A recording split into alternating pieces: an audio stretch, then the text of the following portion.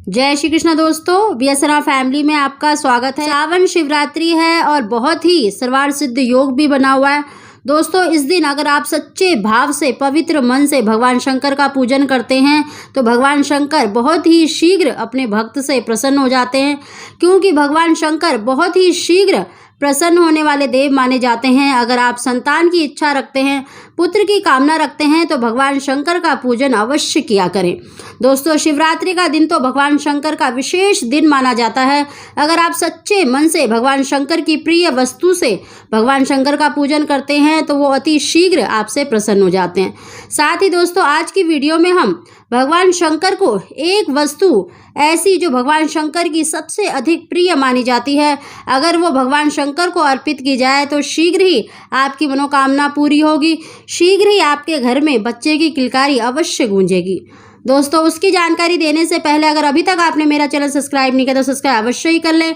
बगल में bell icon को भी दबा दें, जिससे मेरी आने वाली सभी वीडियो का नोटिफिकेशन सबसे पहले आप तक पहुंच सके। दोस्तों, शिवरात्रि के दिन भगवान शंकर की पूजा का महत्व रात्रि के समय माना जाता है, इसीलिए आप 5 से 10 बजे के बीच में भगवान शंकर का पूजन अवश्य करें। इसीलिए शिवरात्रि कहा जाता है, क्योंकि रात्रि के समय के जो पूजा की जाती है उसका विशेष महत्व माना जाता है।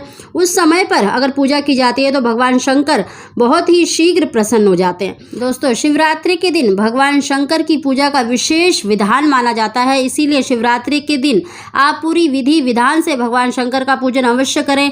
पंचामृत से स्नान अवश्य कराएं, चाहे शुद्ध जल में गंगा जल डालकर अवश्य ही शिवलिंग का अभिषेक करें। साथ ही भगवान शंकर की जो प्रिय वस्तु है भांग, बेलपत्र, धतूरा, बेलफल, इन वस्तुओं को अवश्य चढ़ाएं।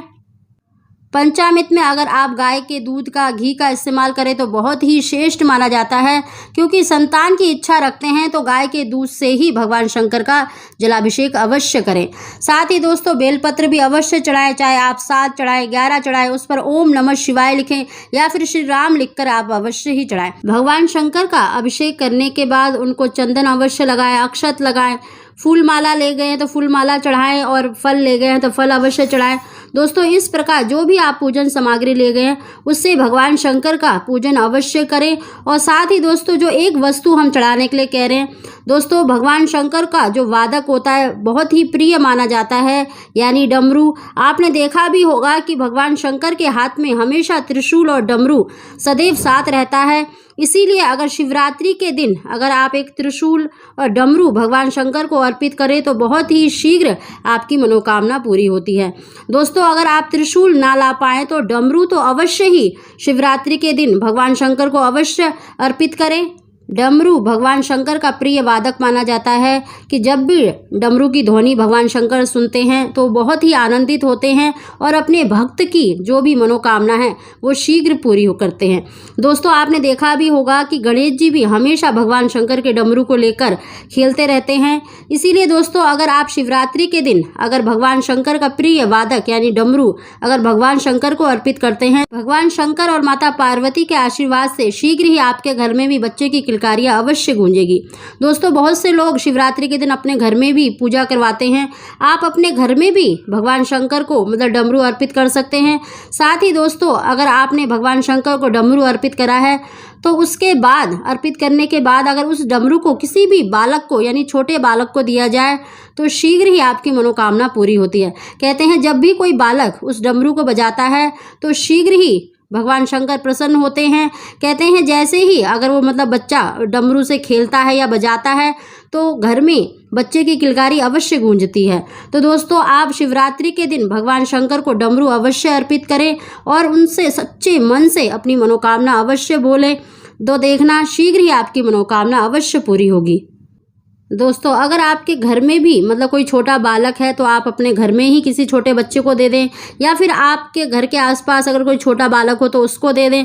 दोस्तों, अगर आप डमरू भी ना चढ़ा पाएँ तो अगर किसी और ने, जैसे शिवरात्रि के दिन बहुत से लोग देखिए डमरू चढ़ाते हैं, त्रिशूल चढ़ाते हैं, तो अगर आप प्रसादी के रूप में डमरू घर ले आते हैं और अपने घर में किसी भी बालक को दे देते हैं, या किसी भी अपने रिश्तेदारी में भी अगर कोई छोटा बालक है तो उसको भी दे सकते हैं। दोस्तों, किसी भी बालक को अगर आप डमरू चढ़ा कर दे देते हैं तो शीघ्र ही आपकी मनोकामना पूरी होगी। आपके घर में भी बच्चे की किलकारियाँ अवश्य गूंजेगी। दोस्तों, शिवरात्रि का दिन बहुत ही पावन पवित्र माना जाता है। इस दिन अगर सच्चे मन से अगर आप कोई भी मनोकामना के लिए भगवान शंकर का पूजन करते हैं तो शीघ्र ही आपकी मनोकामना अवश्य पूरी होगी। दोस्तों, ये उपाय आप अवश्य ही करें, भगवान शंकर का पूजन अवश्य ही करें और आप अपनी मर्जी से कोई भी वस्तु चढ़ाएं, क्योंकि भगवान शंकर तो बहुत ही शीघ्र प्रसन्न हो जाते हैं। वो तो आपके देखिए भाव को देखते हैं, आप क्या सामग्री चढ़ा रहे हैं उन चीज़ों को नहीं देखते, बल्कि आप किस भाव से उनको क्या अर्पित कर रहे हैं वो चीज़ देखते हैं। तो आप सच्चे मन से सच्चे भाव से कोई भी वस्तु अर्पित करें, भगवान शंकर उसी से प्रसन्न हो जाते हैं। दोस्तों, अगर आपको हमारी जानकारी वीडियो पसंद आई हो तो इसको लाइक अवश्य ही करें।